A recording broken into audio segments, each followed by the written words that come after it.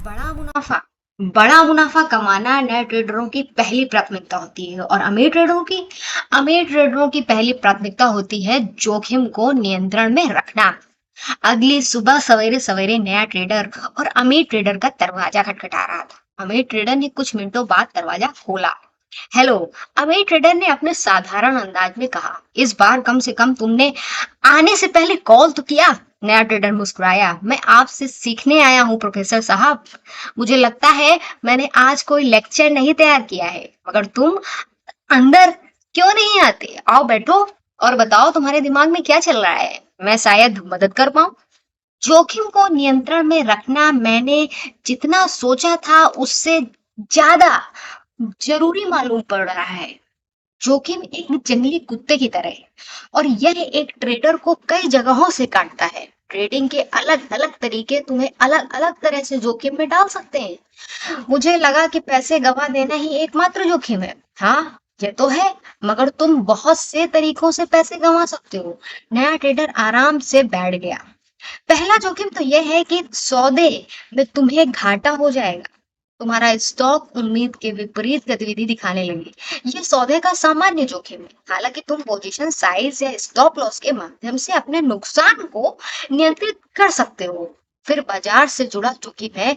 भले तुम एक बढ़िया कंपनी का स्टॉक उठा दो, लेकिन अगर स्टॉक मार्केट ही किसी वजह से गिरने लगे तो संभव है कि तुम्हारा स्टॉक भी गिरेगा। हमारी कंपनी के बुनियादी ढांचे का मजबूत होना और पिछले सालों में इसके स्टॉक का दाम का बढ़िया होना किसी बात की गारंटी नहीं है। बाजार एक लहर की तरह है, जब आता है तो सारे जहाजों को ऊपर कर देता है और जब वापस जाता है तो सभी को नीचे कर देता है। इसके अलावा तुम्हारे स्टॉक के बहुत ज्यादा उतार चढ़ाव वाले होने या हो जाने का जोखिम भी है। उतार चढ़ाव से डर कर शायद तुम बहुत जल्दी अपना स्टॉक बेच दो या तुम्हारी रणनीति ही काम करना बंद कर दे, क्योंकि तुम्हारा स्टॉक पहले से तय किए गए स्टॉप लॉस के दाम को छू देगा और तुम बेचने को मजबूर हो जाओगे। रातों रात जोखिम तब होता है जब मार्केट बंद हो और कोई अनहोनी हो जाए। सुबह सुबह तुम्हारा स्टॉक बाजार खुलने से पहले ही गिर सकता है और हो सकता है तुम्हें उसे बेचकर अपना घाटा कम करने का मौका भी न मिले। डे ट्रेडर और भविष्य की ट्रेडिंग करने वाले बाजार जो 24 घंटे खुले रहते हैं, उनके अलावा हर किसी पर यह जोखिम लागू होता है। लिक्विडिटी का जोखिम तब होता है जब तुम्हारे स्टॉक को बहुत से खरीदार और बेचने वाले आसानी से ना मिले और तुम बिड और आस्क में फर्क में पैसे गंवा बैठो। बिड तो वो दाम है जिस पर वह तुम्हारा स्टॉक खरीद रहे हैं और आस्क वह दाम है जिस पर वह इसे बेचेंगे। कुछ स्टॉक और ऑप्शंस बहुत कम वॉल्यूम वाले होते हैं जो खरीदे और बेचे जाने पर 5 से 10% तक का मूल्य खो देते हैं, भले उनका स्टॉक दाम जस का तस रहे। अगर तुम्हारे स्टॉक का बिड $9.5 है तो आस्क $10 है और तुम इसे आस्क के दाम पर खरीदते हो और फिर इसे बिड के दाम पर बेच देते हो। तुम खरीदते वक्त 5% और बेचते वक्त 5% गंवा देते हो। इसलिए जरूरी है कि ऐसे स्टॉक की ट्रेडिंग की जाए जिनके बिड और आस्क के दामों का फर्क कम हो। पॉइंट 1 अच्छा है, मगर उससे भी कम हो तो और बेहतर है। मार्जिन रिस्क तब होता है जब कोई ट्रेडर अपने स्टॉक को गिरवी रखकर और स्टॉक खरीदने के लिए अपने ब्रोकर से पैसा उधार ले। मार्जिन अकाउंट बनने के बाद ज्यादातर ब्रोकर तुम्हें तुम्हारे अकाउंट बैलेंस के दोगुनों पैसे तक का भी स्टॉक खरीदने देते हैं। मार्जिन की मदद से तुम $10,000 के अकाउंट से $20,000 तक का स्टॉक खरीद सकते हो, अगर वह स्टॉक मार्जिनेबल सिक्योरिटी में आते हैं तो। जोखिम वाले स्मॉल कैप स्टॉक्स मार्जिन पर नहीं मिलते हैं या फिर उनको बहुत छोटे प्रतिशत से मार्जिनेबल बनाया जा सकता है। सही होने पर इनमें तुम दोगुना मुनाफा कमा सकते हो, मगर गलत होने पर घाटा भी दोगुना होगा। इससे कंगाली का जोखिम बढ़ सकता है क्योंकि तुम्हारा घाटा दुगनी तेजी से बढ़ता है। अगर तुम किसी स्टॉक को कमाई होने की घोषणा तक रखते हो तो घोषणा के समय स्टॉक के किसी एक दिशा में तेजी से जाने का जोखिम होता है। इससे अर्निंग रिस्क कहते हैं। अगर घोषणा को कुछ घंटे में स्टॉक बहुत तेजी से तुम्हारे स्टॉप लॉस को भी पार कर जाए तो तुम्हें नुकसान हो सकता है। राजनीतिक जोखिम तब होता है जब तुम्हारी पूंजी किसी विदेशी कंपनी में लगी हो या तुमने ऐसी कंपनी का स्टॉक खरीद रखा हो जिसका व्यापार किसी अस्थिर देश में हो जहां सत्ता परिवर्तन हो जाए। उदाहरण के तौर पर जब कम्युनिस्टों ने क्यूबा में सारी निजी कंपनियां पर कब्जा कर लिया तो निवेशकों और संपत्ति मालिकों का सारा पैसा डूब गया। अगर तुम ऑप्शंस की ट्रेडिंग करते हो तो घड़ी की सुई तुम्हारे खिलाफ हमेशा घूमती है। और ये है टाइम रिस्क। टाइम वैल्यू किसी स्टॉक के ऑप्शन के मूल्य का एक मुख्य हिस्सा है। जब तक यह अपने वास्तविक मूल्य पर ना पहुंच जाए इस मूल्य का एक छोटा सा हिस्सा रोज कम होता रहता है। ऑप्शंस ट्रेडर के लिए दाम के उतार चढ़ाव और समय सीमा के बारे में सही होना बहुत जरूरी है। वह शेयर पर अधिकार के लिए भी रकम अदा करते हैं। इसलिए सफल होने के लिए उन्हें दाम के उतार चढ़ाव के मामले में स्टॉक के बाजार मूल्य से बेहतर स्थिति में रहना होता है। आधुनिक तकनीक का जोखिम किसी ट्रेडर के लिए सबसे निराशाजनक जोखिम में से एक है। कभी कभी सौदे के बीच में ही इंटरनेट कनेक्शन की दिक्कत आ जाती है या तुम्हारे ब्रोकर की वेबसाइट ही ठप हो जाएगी। इसलिए एक बैकअप प्लान होना जरूरी है। अपने ब्रोकर का फोन नंबर रखो या कुछ और ब्रोकर्स की वेबसाइट पर भी अकाउंट रखो ताकि इमरजेंसी की हालत में तुम किसी सौदे में अटक ना जाओ। इंटरनेशनल कनेक्शन के लिए एक से ज्यादा नेटवर्क से जुड़े रहना भी एक अच्छा कदम है। और फिर इंसानी भूल का वही पुराना जोखिम है। हो सकता है तुम किसी ऑर्डर पर एक दो जीरो ज्यादा दे दो या गलत निशान को दबा दो या किसी स्टॉक को खरीदने के बजाय बेच ही दो। इसलिए अपने सौदे को क्लिक करने से पहले दोबारा चेक कर लेना किसी ट्रेडर की सफलता का एक महत्वपूर्ण अंग है। अमीर ट्रेडर ने जब बोलना बंद किया तो नया ट्रेडर ही कई मिनटों तक गहरी सोच में डूबा रहा। फिर उसने जवाब दिया, यह कुछ ज्यादा हो गया। मैं तो हैरत में हूँ कि आप इतने शानदार तरीके से सब कुछ कैसे समझा सकते हैं। बतौर ट्रेडर तुम्हें जोखिम की इज्जत करना सीखना होगा। किसी भी ट्रेडिंग रणनीति को शुरू करने से पहले तमाम जोखिम जो इससे जुड़े हुए हैं उन पर नजर डालो। खुद से इस तरह के सवाल पूछो जैसे किसी एक ट्रेड पर मैं इतना जोखिम लेने वाला हूँ, अगर मैं लगातार 5 असफल होता हूँ तो मेरी पूंजी में कितनी गिरावट आएगी। क्या आप इन अलग अलग तरह से जोखिम को नियंत्रण करने के लिए मुझे कुछ सलाह दे सकते हैं। अमीर ट्रेडर ने सिर हिलाया। यह कुछ साधारण सलाह है जिसके आधार पर तुम ट्रेडिंग करते हुए अपने जोखिम कम कर सकते हो। इनमें से कुछ तो तुमने पहले ही सुना होगा या पढ़ा होगा। सौदा करने से पहले अपना स्टॉप लॉस तय करो। अपने स्टॉप लॉस को गंभीरता से लो और नुकसान को कम करो। अपने हर सौदे के बराबर पूंजी लगाकर अपनी सफलता या असफलताओं का संतुलन कायम रखो। केवल ऐसे ही सौदे करो जो पहले से तय किए गए हैं। हमारी ट्रेडिंग प्लान के अनुरूप हो। ऊपर चढ़ने वाले बाजार के स्टॉक को लंबे समय तक और गिरते हुए स्टॉक्स को शॉर्ट सेलिंग करो। अगर स्टॉक की 10 दिन की औसत बढ़त पहले 50 दिन की औसत बढ़त से अधिक है तो यह बढ़ते हुए रुझान का मानक है। और अगर इसका उल्टा है तो यह स्टॉक को संभावित धीमेपन की निशानी है। मार्जिन का इस्तेमाल बराबर पूंजी वाले अतिरिक्त ट्रेड के लिए ही करो। अपनी पूंजी वापस पाने के लिए तुम्हें 3 दिन इंतजार नहीं करना पड़ेगा और तुम एक सौदा पूरा करके दूसरा शुरू कर सकते हो। का इस्तेमाल कोई एक बड़ा सौदा करने के लिए नहीं करो बल्कि इसका इस्तेमाल अपनी पूंजी को जल्दी वापस ऊपर करने के लिए करो। केवल ऐसे स्टॉक का सौदा करो जिनका 10 लाख या उससे ज्यादा रोज लेन देन होता है। ऑप्शन ट्रेडिंग करते हुए ध्यान रखो कि कॉन्ट्रैक्ट की संख्या ओपन इंटरेस्ट के साथ 1000 से ऊपर हो। बतौर डे ट्रेडर तुम रातों रात होने वाले जोखिम से बच सकते हो मगर ज्यादातर मुनाफा कमाने वाले ट्रेडर्स हफ्तों और महीनों तक स्टॉक को रखते हैं। जब कुछ घंटों बाद कंपनी की कमाई की या ऐसी कोई दूसरी घोषणा होने वाली हो कि तुम इससे पैदा होने वाले होने वाले रातों रात जोखिम को नकद करके माध्यम से कम कर सकते हो। तेज उतार चढ़ाव के जोखिम को कम करने के लिए धीमे और भरोसेमंद स्टॉक की ट्रेडिंग करो जिनका रोज का रेंज एक जैसा रहता है। 1.0 के बीटा वाले स्टॉक की गतिविधि S&P 500 की तरह ही होती है।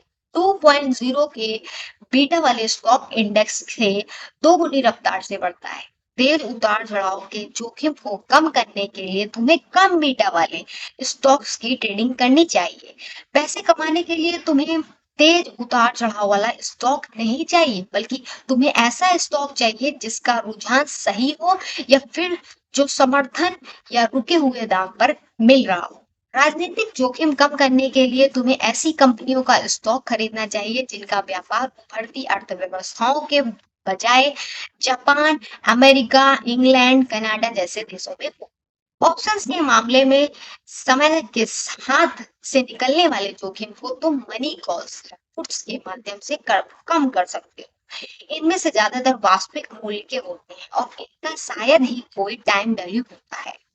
इसलिए भले उनका दाम ज्यादा हो, तुम समय के हाथ से निकलने वाला जोखिम उनके नकद में जाने से पहले कम कर सकते हो। इंटर बटन दबाने से पहले अपने सौदे की सारी जानकारी दोबारा से चेक करना मत भूलो। मैंने भूल से स्टॉक की शॉर्ट सेलिंग करने की जगह उसे खरीद लिया था और कभी कभी 1,000 के बजाय 10,000 शेयर की ट्रेडिंग करी है। वेबसाइट और इंटरनेट कनेक्शन के मामले में हमेशा एक प्लान और तैयार रखो। मैंने अपने ब्रोकर का नंबर फेवरेट लिस्ट पे डाल रखा है और अगर मेरे घर का कोई वाईफाई इंटरनेट चला जाए तो मैं फौरन मोबाइल हॉटस्पॉट से इंटरनेट चालू कर लेता हूँ। मैंने इससे इसमें शामिल जोखिम के बारे में कभी गहराई से नहीं सोचा। आपकी सारी सलाह बेहतरीन है। मुझे सिखाने के लिए शुक्रिया, ट्रेडर ने कहा और फिर उठकर जाने के लिए तैयार हुआ। तुम्हारी मदद करना मेरे लिए खुशी की बात है, हमें ट्रेडर ने जवाब दिया। हालांकि वह थोड़ा थका हुआ महसूस कर रहा था। उसने बहुत बात की थी और वह अब मैं उम्मीद कर रहा था कि नए ट्रेडर ने जरूरी बातों को नोट कर लिया है। पहला नियम, पैसे मत गवाओ। दूसरा नियम, पहले नियम को हमेशा याद रखो। Warren Buffett. अमीर ट्रेडर की सलाह, मैं किसी एक सौदे पर कभी भी 1% से ज्यादा पूंजी नहीं गंवाना चाहता। अगर मैं $1,00,000 के अकाउंट से ट्रेडिंग कर रहा हूँ, किसी एक सौदे पर मैं 1,000 से ज्यादा दांव पर नहीं लगाता। स्टॉप लॉस का स्तर उस दाम पर शुरू होना चाहिए जिसके बारे में तुम्हें यकीन है कि वह गलत साबित हो जाएगा। अगर तुम गलत साबित हो गए, अगर तुम्हारी 1% पूंजी जा रही है, तो हर सौदा अगले 100 सौदों में से एक होगा और इसका वित्तीय और भावनात्मक असर कम होगा। अगर तुम लगातार कई बार भी असफल होगे, तो भी तुम बच निकलोगे और आगे चलकर सफल होगे। Recommended trading, super trader by वैन थार। नया ट्रेडर खुद को सही साबित करने की कोशिश करते हैं। अमीर ट्रेडर अपनी गलती मानते हैं। नया ट्रेडर लड़खड़ाते हुए अपने कंप्यूटर की तरफ बढ़ा।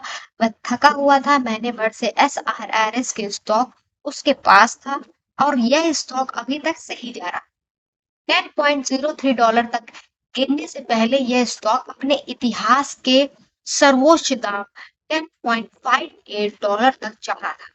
उसे खुद पर गर्व महसूस हो रहा था और उसे विश्वास था कि यह स्टॉक उसकी उम्मीद के मुताबिक $12 तक जाएगा। वह सुबह से जरा सुस्त था, मगर थोड़ी देर बैठकर आराम करने के बाद उसने खुद को तैयार महसूस किया। कॉफी बनाने के लिए खड़े होने से पहले उसने रियल टाइम टिकर पर नजर डाली। वह ठिठक गया और वापस कुर्सी पर बैठते हुए उसका दिल डूबने लगा। $9.25।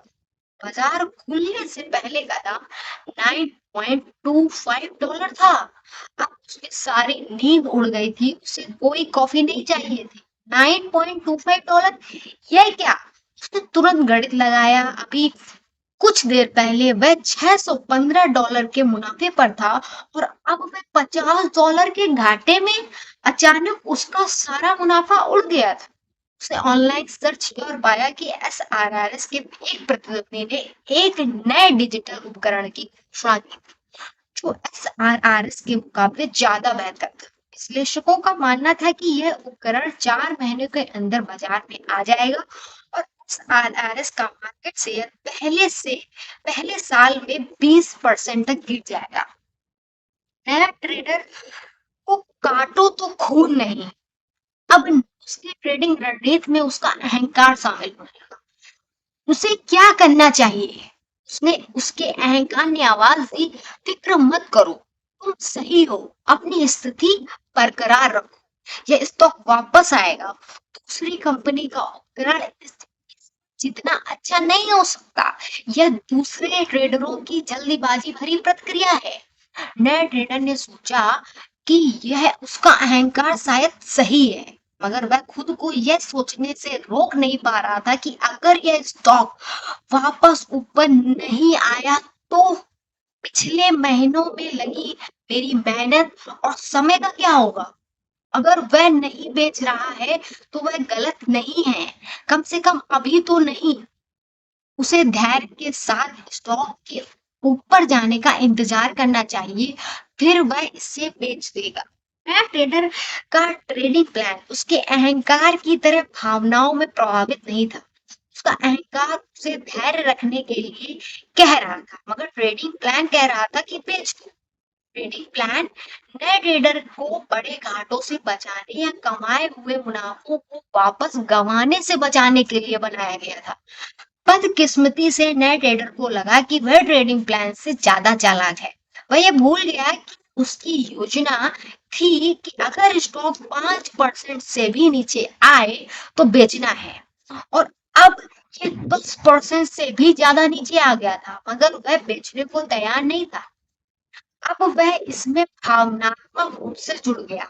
जाहिर है, वह हफ्तों से इसे रोज निहार रहा था, इन पर उसका हक था और वह इन्हें वापस पाकर रहेगा। यह असल में उसका अहंकार था जो चीख चीख कर कह रहा था, मत बेचो, इसके वापस चढ़ने का इंतजार करो, कम से कम बिना घाटा बर्दाश्त किए तो इस सौदे को बंद करो। और फिर बाजार खुला। उसने सांस रोककर दाम पर नजर डाली। $9.30 के दाम पर बाजार खुला और फिर $9.20, $9.18, $9.14 और अंत में $9.09। उसे बहुत बुरा महसूस हुआ। इसके बावजूद उसने हर दाम को ऐसे देखा जैसे ये वापस ऊपर आएगा। वह मानकर चल रहा था कि स्टॉक के दाम को वापस ऊपर आना ही है। हो सकता है ये $9 तक नीचे चला जाए और वह समर्थन मूल्य है, लेकिन यह उसके नीचे नहीं जा सकता क्योंकि फिर खरीदार इसे वहां समर्थन दे देंगे। अगर यह सही में एक बिकवाली थी तो वॉल्यूम इतना ज्यादा क्यों नहीं था जितना ज्यादा होना चाहिए? उसे अभी बेचना नहीं चाहिए, ये खरीदने का वक्त है। नया ट्रेडर सामने से अपने पैसों को फिसलता हुआ देखता रहा। डॉलर $8.98 अभी उसका दाम था।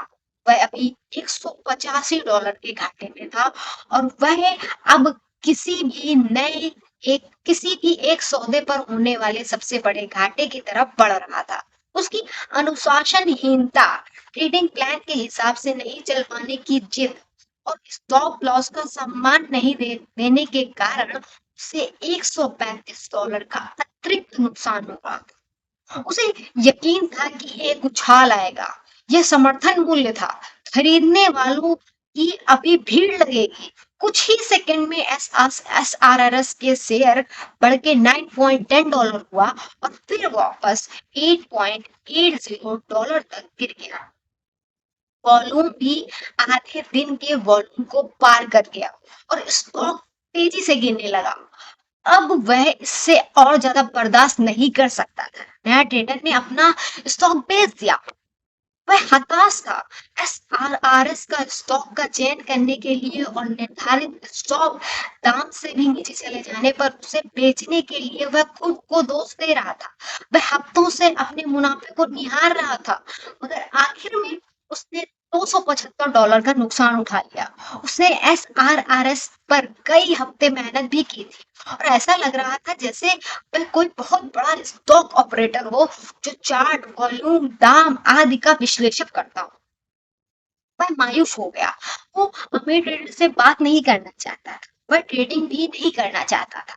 उसे हारे हुए व्यक्ति जैसा महसूस होने लगा। आखिर कैसे उसने यकीन कर लिया कि ट्रेडिंग का यह तरीका काम करेगा।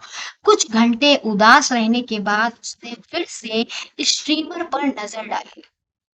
आरआरएस का शेयर घट के $8.49 होने के बाद वापस $8.97 तक बढ़ गया। क्या जब कमाई की घोषणा होगी तो ये वापस ऊपर आएगा? कोई नहीं जानता था। नए ट्रेडर को अब इस बात की परवाह नहीं थी।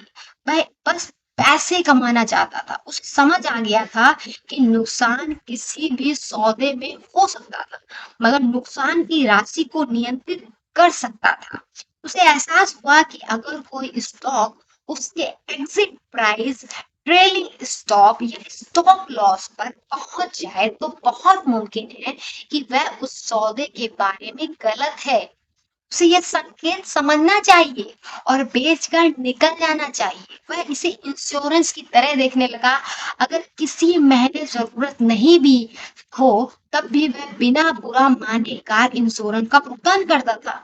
इसका फायदा यह था कि अगर उसकी गाड़ी का एक्सीडेंट हुआ तो यह इंश्योरेंस उसे वित्तीय घाटे से बचाएगा। इसी तरह रुझान के नहीं बदलने की सूरत में स्टॉप लॉस और ट्रेलिंग स्टॉप ट्रेडरों को बड़े घाटे से बचाते हैं। यह उन्हें स्टॉक के वापस ऊपर आने का इंतजार करते हुए पैसे गंवाने से रोकते हैं।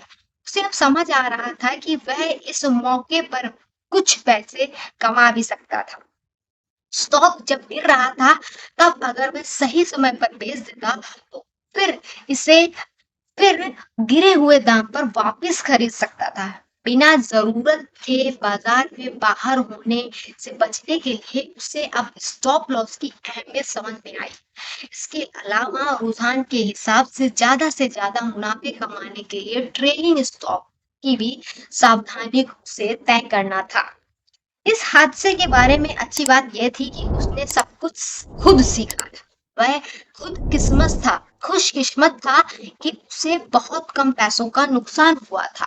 मार्जिन लेकर बड़ा निवेश करने की उसकी घोषणा से उसके पूरे अकाउंट का सत्यानाश हो सकता था। या अगर वह 1,000 शेयर रखता तो अभी उसका घाटा दोगुना होता। की बजाय वह अभी $550 कमा देता। और वह अपने सौदे का विश्लेषण कर रहा था और सोच रहा था कि उसने क्या सीखा। वह एक ट्रेडर की तरह सोच रहा था। वह उन सारी बातों को सीख रहा था जो हर सफल ट्रेडर को सीखनी चाहिए। जो किताबें उसने पढ़नी थी, जो सलाह हमें ट्रेडर ने दी थी और जो उसके पास खुद के अनुभव थे, सब एक साथ आ रहे थे। उसे उस वक्त समझ नहीं आ रहा था, मगर वह खुश, बहुत नसीब वाला था। बढ़िया निवेश अपने विचारों के हिसाब से चलने और अपनी गलती को समझने के बीच में एक बढ़िया संतुलन बनाने से होता है। माइकल स्टेनहॉल्ट। अभी ट्रेडर की सलाह। नहीं लगता कि ट्रेडर जब तक कि बड़ी तस्वीर देखने लायक परिपक्व ना हो जाए वह पैसा कमा सकते। वास्तविकता को नजरअंदाज करना और गलत रास्ते पर जाना उनके लिए बहुत आसान है। इसलिए जरूरी है कि हम सफलता के मार्ग पर बने रहें। अगर किसी सौदे के बारे में आपको दूसरों से राय लेनी पड़ रही है तो आपका सौदा रोक कर एक ट्रेडिंग प्लान बनाना चाहिए। अगर आपका प्लान बनाने या किसी रणनीति का परीक्षण करने में समय लगेगा, पर यदि आप ट्रेडिंग सीखने के लिए समय लगाने को तैयार नहीं है तो आप सफल नहीं हो। Recommended trading habits. 39 of the world's most powerful stock market books by Steve Burns and Holly Burns. Chapter 10। Exit strategy नहीं होने के कारण नया ट्रेडर कमाया हुआ मुनाफा गंवा देते हैं। अमीर ट्रेडर पास आए हुए मुनाफे को जाने नहीं देते। आज के दिन उसे अमीर ट्रेडर से मिलना था और नया ट्रेडर जल्दी ही उनके दरवाजे पर पहुंच गया। एक तरफ वह खुश था कि उसे कुछ नया सीखने को मिलेगा और वह दूसरी तरफ अपनी रणनीति का पालन नहीं करने का उसे अफसोस भी था। वह ये सोच ही रहा था कि अमीर ट्रेडर क्या कहेंगे। वो जो भी कहेंगे उनकी बात में वजन होता है। उसे पता था कि अमीर ट्रेडर के साथ गुजारा हुआ वक्त बेकार नहीं जाता और जो भी वह ज्ञान सीखता है वह उसे पैसों में बदल देता है, बदल सकता है। उसने धीमे से दरवाजा खटखटाया। जब अमीर ट्रेडर ने दरवाजा खोला तो उनके हाथ में दोनों के लिए गर्मा गर्म कॉफी थी। नए ट्रेडर ने अपना कप मुस्कुराकर शुक्रिया कहते हुए उनसे ले लिया। नए ट्रेडर को उनमें कुछ ऐसा दिखा जो पहले उनके बारे में महसूस नहीं किया था और वह था उनका शिष्टाचार। अमीर ट्रेडर कामयाबी की मूरत की तरह लगते थे।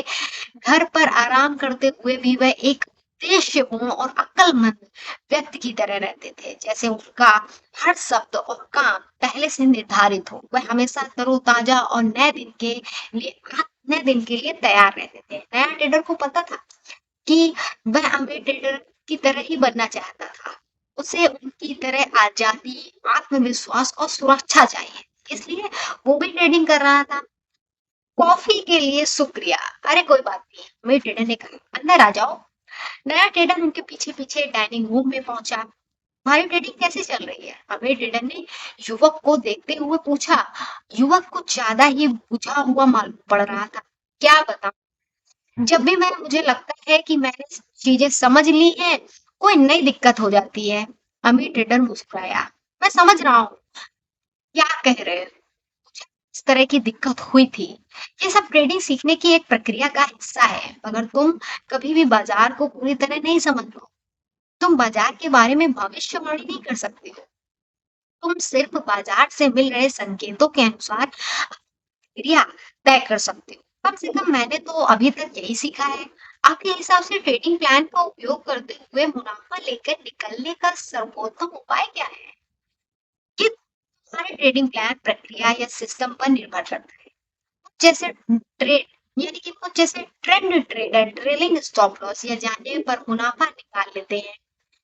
हालांकि कभी-कभी जब स्टॉक औसत समर्थन मूल्य से गिरता है या कई दिनों तक नीचे रहता है, तब हमें संकेत मिलते हैं। मुनाफा को हमेशा जितना लंबा हो हम खींचते हैं। हम स्टॉक को बड़े रुझानों को पकड़ने का मौका देना चाहते हैं। ट्रेंड ट्रेडर के लिए जरूरी है कि वह छोटे घाटों की भरपाई करने के लिए बड़ी सफलताओं को सुनिश्चित करे। आगे बोलने से पहले हमें ट्रेडर ने कॉफी का एक घूंट लिया। हालांकि कुछ ट्रेडर समर्थन मूल्य या रेजिस्टेंस की ट्रेडिंग करते हैं और जब स्टॉक उस दाम पर पहुंच जाए तो वो उनके हिसाब से रेजिस्टेंस है और तब वह अपने स्टॉक को बेच देते हैं। हालांकि कुछ ट्रेडर समर्थन मूल्य यानी कि सपोर्ट प्राइस या ठहराव रेजिस्टेंस की ट्रेडिंग करते हैं। जब स्टॉक उस दाम तक पहुंच जाए तो उनके हिसाब से रेजिस्टेंस है और तब वह अपने स्टॉक को बेच देते हैं। अगर तुम्हारी रणनीति कम समय में दाम से मुड़ने पर निर्भर है, जैसे कि कंपनी की कमाई खोई गई घोषणा पर होता है, तो तुम्हारा लक्ष्य दाम की चाल के इतिहास पर आधारित हो सकता है, यानी कि हिस्टोरिकल प्राइस एक्शन पर आधारित हो सकता है। हिस्टोरिकल प्राइस एक्शन से आपका क्या मतलब है? मेरा मतलब है कि अगर तुम किसी स्टॉक की स्विंग ट्रेडिंग कर रहे हो, अपनी कंपनी के मुनाफे की घोषणा एक महीने पहले इसके इसके खरीद रहे हो, तो तुम्हें यह जानना जरूरी है कि पिछले साल की घोषणा से एक महीने पहले ये स्टॉक का दाम कितना ऊपर गया था। अमित ट्रेडर ने गला साफ करके आगे कहना जारी रखा। मान लो पिछले 4 साल में मुनाफे की घोषणा होने से महीने भर स्टॉक 8%, 7%, 10% या 12% बढ़ा है। तो बुद्धिमानी इसी में है कि जब स्टॉक अगली घोषणा के महीने भर पहले इतनी बढ़त बना ले तो इसे बेचकर मुनाफा बटोर लिया जाए। इसमें तुम एक स्टॉक भी लगा सकते हो। मान लो स्टॉक 8% तक ऊपर चढ़ चढ़ चुका है तो तुम 1% के अंतर का स्टॉक लगाकर स्टॉक के 7% तक आते ही उसे बेच सकते हो। अगर तुम्हारा स्टॉक 10% ऊपर जा चुका है तो बहुत हद तक मुमकिन है कि तुम अधिकतम मुनाफा कमा चुके हो और अब तुम्हें इसे बेचकर मुनाफा बटोर लेना चाहिए। नेट ट्रेडर ने इस बारे में सोचा। मैंने इतने सारे नजरिए से इस चीज को नहीं देखा। मैं बस एक अपने सौदे को पर मुनाफा बढ़ने दे रहा था और फिर एक घोषणा हुई और मैं बाजार खुलने से पहले ही घाटे में चला गया। हालात और तब बिगड़ गए जब ट्रेलिंग स्टॉप लॉस के पहुंचने के बाद भी मैंने स्टॉक को बेचा नहीं, मुनाफा को बहुत लंबा खींचने दिया और तुम्हारी किस्मत खराब थी, अपने ट्रेलिंग स्टॉक का पालन नहीं कर पाए। हाँ, नया ट्रेडर ने आप करी, सब कुछ एक साथ हो गया। कोई बात नहीं, तुम्हें एक नई सीख मिली। हवाई जहाज भी इसी तरह से दुर्घटनाग्रस्त होता है। कोई एक नहीं बल्कि कई सारी दिक्कतों के साथ एक साथ होने से तबाही होती है। खराब मौसम, नए पायलट की गलती और कोई तकनीकी खराबी, सब मिलकर किसी प्लेन को क्रैश करने के लिए जिम्मेदार होते हैं। एक पूरे प्लेन क्रैश को होने से रोकने के लिए तुम्हारे पास सारे बचाव उपाय मजबूत होने आई मीन मौजूद होने चाहिए। जिस स्टॉक की तुम ट्रेडिंग कर रहे हो, तुम्हें उसकी तेजी, रोज के दाम की रेंज या कमाई की घोषणा होने पर इसकी चाल की इतिहास का पता होना चाहिए। दूसरी कंपनी की कमाई की घोषणा तुम्हारे स्टॉक को कैसे प्रभावित करती है, यह भी तुम्हें समझना चाहिए। तुम्हारे स्टॉक की वित्तीय रिपोर्ट के कारण भी तेजी या धीमापन आ सकता है। सौदे के कारण पहले से ये सारी बातें तुम्हें अच्छे से समझ लेनी चाहिए। हमेशा अपने जोखिम को नियंत्रण करने पर ध्यान देना चाहिए। अगर कोई स्टॉक तुम्हारे प्लान से उलट दिशा में बढ़ रहा है या तुम्हारे निर्धारित स्टॉक के नीचे चला गया, तो तुम उसे बेचकर निकल जाना चाहिए। वह यह वह इंश्योरेंस है जो तुम्हें कंगाली से बचा सकता है। उम्मीद मत लगाओ, भविष्यवाणी मत करो, बस उसे बेचकर निकल जाओ। आमतौर पर यह तुम्हें और अधिक घाटे से बचा लेगा। बेच लेने के बाद तुम वापस इसे अपनी ट्रेडिंग रणनीति के अनुसार गिरे हुए दाम पर खरीद सकते। तुम्हें अपने सौदे से अपने अहंकार को हमेशा दूर रखना चाहिए। तुम्हारा उद्देश्य हमेशा सही होना नहीं, बल्कि लंबे समय तक पैसा कमाना है। और यह उद्देश्य मुनाफे को बड़ा करके और घाटे को छोटा करके पूरा किया जा सकता है। यह सुनिश्चित करो कि तुम्हारी गलती छोटी हो या तुम्हारा सही कदम बड़ा हो, यानी कि तुम्हारी गलती छोटी हो और तुम्हारा सही कदम बड़ा हो। नया ट्रेडर अपनी कॉपी में नोट्स लिखता रहा। जब तुमने स्टॉक को गिनने के बावजूद नहीं बेचा, तुम्हें पता है तुम किन नियमों का उल्लंघन कर रहे थे। यह मनोविज्ञान के नियम थे या जोखिम के या किसी प्रक्रिया के। मुझे मनोविज्ञान के सारे नियम तो याद नहीं है, लेकिन शायद मैंने सभी का उल्लंघन किया है। मेरे कुछ नियम हैं जिन्होंने पहले 30 सालों में मुझे ट्रेडिंग करने की मदद मिली है। अमीर ट्रेडर अपने कंप्यूटर के बगल में रखी हुई एक पुरानी कॉपी उठा लाया और उसका पहला पन्ना निकाल कर नए ट्रेडर के हाथ में रख दिया। रोज ट्रेडिंग करने से पहले ट्रेडिंग के नियम और अपना ट्रेडिंग प्लान पढ़ लो। कभी भी वापस उछाल की उम्मीद मत करो।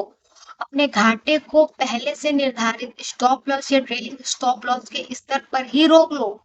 हमेशा अनुशासन का पालन करो, पहले से निर्धारित अपनी ट्रेडिंग रणनीति का पालन करो। जरूरत से ज्यादा ट्रेडिंग मत करो। एक सफल ट्रेड वह है जो तुम्हारे ट्रेडिंग प्लान या नीति के अनुसार। बाहरी मुद्दों को खरीदने या बेचने के समय अपने ध्यान में मत लाओ। जब तुम ट्रेडिंग कर रहे हो तो सिर्फ ट्रेडिंग पर ही ध्यान दो। तुम्हारी राय मायने नहीं रखती है, सिर्फ दाम की चाल मायने रखती है। कभी भविष्यवाणी करने का प्रयास मत करो। रुझान में बदलाव को या अपने संकेतों को समझो। पीछे मुड़कर देखने की बजाय अभी भी ट्रेडिंग पर ध्यान दो। हमेशा बाजार को सम्मान करो और अहंकारी मत बनो। इनमें से ज्यादातर नियमों को हजारों डॉलर का नुकसान उठाकर सीखा है और ये सब मेरे ट्रेडिंग जर्नल में भी है। अमीर ट्रेडर ने मुस्कुरा कर कहा, सच बताऊं तो कुछ महीने पहले अगर आपने मुझे ये सब बताया होता तो मुझे लगता है ये साधारण सी बात है और मुझ पर लागू नहीं होती, लेकिन अब मैं बेहतर समझ पा रहा हूँ। मुझे सिमुलेटेड ट्रेडिंग या असली पैसों की गई ट्रेडिंग के बीच में जो फर्क है वो देखकर हैरानी हो रही है। मैंने अपना ट्रेडिंग जर्नल शुरू नहीं किया है, मुझे वह करना है। मुझे आपकी हर सलाह पर अमल करना है। अभी ट्रेडर ने सिर हिलाया। किसी भी क्षेत्र में सफल होने के लिए तुम्हें अपनी गलतियों से सीख कर उन्हें सही करना होगा। अगर तुम एक बड़े गोल्फर बनना चाहते हो तो रोज एक बाल्टी बॉल को गलत तरीके से मारने से तुम्हारा काम नहीं होगा। तुम्हें समझना होगा कि किस परिस्थिति में कौन सी क्लब का इस्तेमाल करना है। क्लब को किस तरह करना है और किस तरह घुमाना है और बॉल को कितनी जोर से मारना है। ट्रेडिंग भी इसी तरह है। ये जरूरी है कि तुम जल्दी से जल्दी अपनी गलतियों से सीखो और फिर कभी ना उसे दोहराओ। बाजार तुरंत तुम्हारे प्रदर्शन के बारे में फीडबैक देगा। तुम्हें बस ये ध्यान रखना है कि ट्रेडिंग में इनाम बहुत है, मगर ट्रेडिंग आसान नहीं है। ये दूसरे व्यापार की ही तरह है, और अगर तुम इसे व्यापार की तरह समझोगे तो तुम अच्छा करोगे। फिर नए ट्रेडर ने मुस्कुराकर वहीं से विदा ली और अब उसे अपनी कॉपी में लिखी हुई बातों को सोचना था। मुनाफा जब सामने में है तो उसे बटोर लो। ट्रेलिंग स्टॉप मुनाफे की सुरक्षा। अमीर ट्रेडर की सलाह। ट्रेडिंग में पैसा खरीदते वक्त हाथ में नहीं आता, बल्कि बेचते वक्त हाथ में आता है। बेचने का कौशल ट्रेडिंग की कामयाबी के लिए बहुत जरूरी है। अगर सही वक्त पर सही निर्णय ना लिया जाए तो मुनाफा हाथ से निकल जाता है। छोटा घाटा बड़े घाटों में बदल सकता है। इसके उलट छोटे मुनाफे को रुझान बदलने तक लंबा चलाकर बड़े मुनाफे में बदला जा सकता है। और अंतिम बात, अपनी सारी पूंजी को किसी एक सौदे में लगाकर फंसा कर रखने से तुम कोई बहुत बढ़िया मौका गवा सकते हो। किसी भी सौदे में जाने से पहले तुम्हारे पास उससे निकलने की रणनीति होनी चाहिए। बाजार खुलने से पहले अपने सौदे के हिसाब से तय कर लो कि तुम्हें क्या करना है और क्या हो सकता है। एग्जिट नियम घाटा कम करने के लिए, अधिकतम मुनाफा बढ़ाने के लिए बने हैं। एग्जिट स्ट्रेटजी तुम्हारे दिमाग को, भावनाओं को अलग हटकर सही निर्णय लेने में मदद करती है। Recommended reading sale and sale sort by एक्सेलेंडर एंड